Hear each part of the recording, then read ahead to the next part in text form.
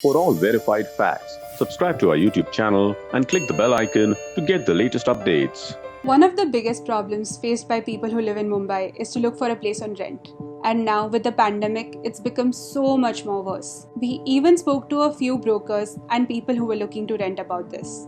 What they told us was that societies were not willing to let new tenants move in right now. Why? Because they feared that these new tenants will bring in COVID with them.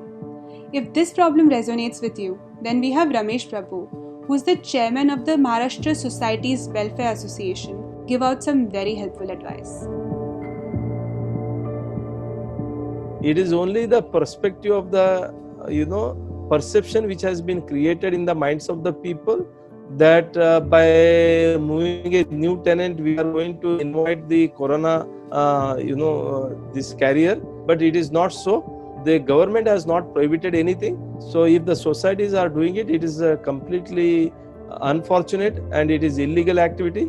So therefore the one need to approach the registrar, who can definitely direct the society to do it. One can go and make a complaint, and based on the complaint, registrar has the power to direct the society to allow the tenant to occupy the premises. Based on the complaint, maybe in 3 days or 4 days, they do direct the society to allow the person. And if still the society does not allow, based on this order, one can go to the this police station, nearest police station, and get the required help from the police also.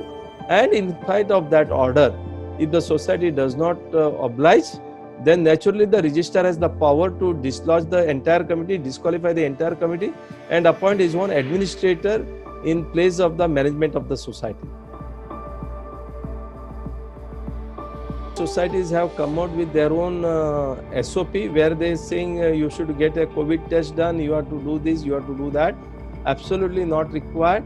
Only the society as a precautionary measure may carry out certain symptom testing, screening, maybe of temperature check of those tenants, maybe from where those people are coming, whether they are not, should not be coming from cantonment area.